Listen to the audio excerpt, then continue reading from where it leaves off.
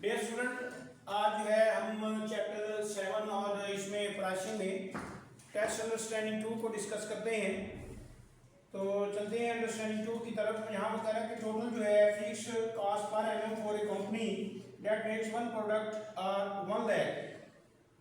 Fix cost कह रहा है वो 1 लाख है, एंड वेरिएबल जो कॉस्ट है वो कह रहा है कि $64 है, is incurred for each additional units produces and sold over a very large range of output. The current selling price of the product is $160. At this price 2,000 units and divided per annum.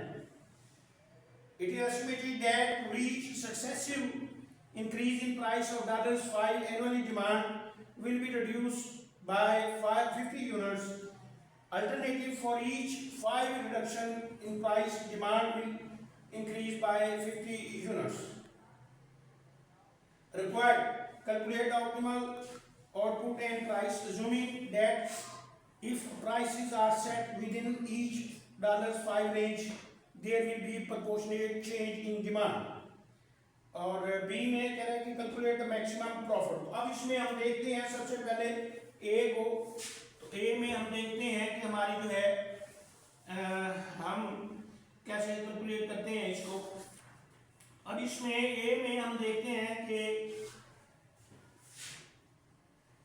Let's हम इसमें देखते हैं कि quantity हमारे पास जो है let's O equivalent है हमारे पास जो है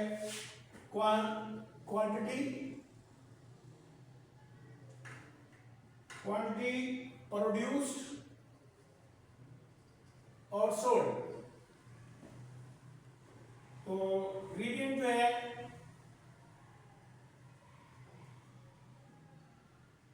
बी इक्वलेंट आ जाएगा हमारे पास change in price divided by change in quantity।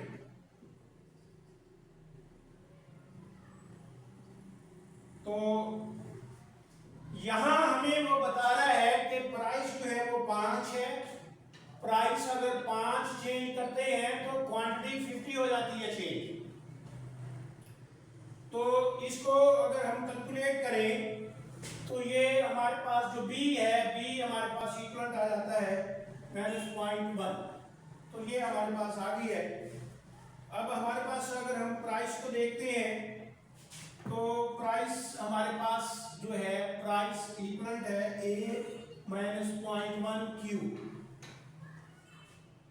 तो यहाँ जो है 160 प्राइस है 160 और इक्वलेंट है ए -0.1 और उधर क्वांटिटी हमें 2000 गिवन है। तो ये 2000 से इसे मल्टीप्लाई कर देंगे।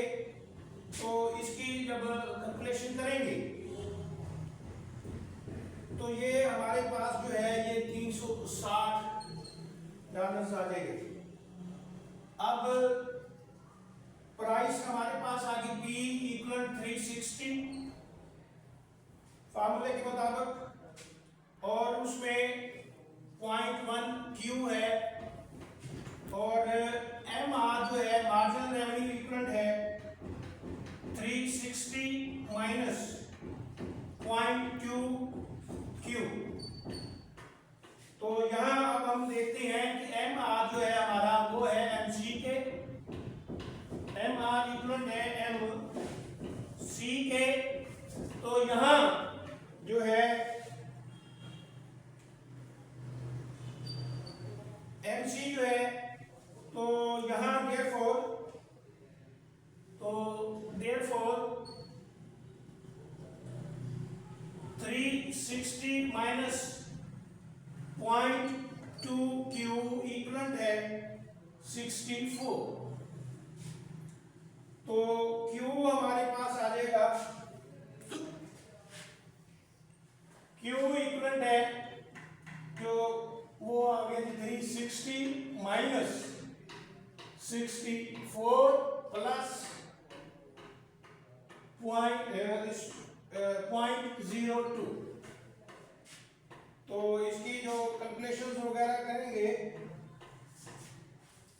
इसको डिवाइड करेंगे 0.2 से, तो ये आंसर जो आएगा हमारे पास वो आ गया 1480 यूनिट्स। तो इसके बाद P अगर ले हैं, P इक्वलेंट है हमारे पास 360 माइनस 0.1 और ये 1480 यूनिट्स आ गए हैं। तो इसकी कैलकुलेशन करें तो ये आ जाएगा $212। इसको हल करेंगे तो इसको इससे मल्टीप्लाई कर ले, इसमें से माइनस कर दे, 212 ये आ जाएगा। तो ये हमारे पास जो थी फर्स्ट रिक्वायरमेंट थी। सेकंड रिक्वायरमेंट जो है हमारी मैक्सिमम प्रॉफिट की बात कर रहा है। मैक्सिमम प्रॉफिट, तो यहां मैक्सिमम प्रॉफिट में हम चलते हैं। तो इसमें यहां ये देखें कि जो रेवेन्यूज हैं, तो रेवेन्यू जो है इस वक्त हमारे पास वो है, जो प्राइस है वो 212 है और यूनिट्स हमने क्वांटिटी जो है 1480 है। इनको मल्टीप्लाई करेंगे तो ये हमारे पास रेवेन्यू निकल आएगा 313760। इसमें से लेस कॉस्ट, कॉस्ट जो है इसमें 64 है और 1480 ये वेरिएबल है और प्लस फिक्स जो है वो 1 लाख है। तो इनको देख लेंगे, तो इनको मल्टीप्लाई करके और जमा कर लेंगे 1 लाख, तो ये आ गया 194720। ये इसमें से माइनस कर देंगे तो ये हमारे पास आ जाएगा 19040। तो ये डॉलर्स, ये मैक्सिमम हमारे पास प्रॉफिट आ गया है जो इसमें हमने कैलकुलेट करना था प्रॉफिट। तो ये जो दो रिक्वायरमेंट थी इसमें अंडरस्टैंडिंग में। तो अगर आपको कोई इसमें प्रॉब्लम हो तो कमेंट्स में बताएं, इंशाल्लाह इसको डिस्कस करेंगे।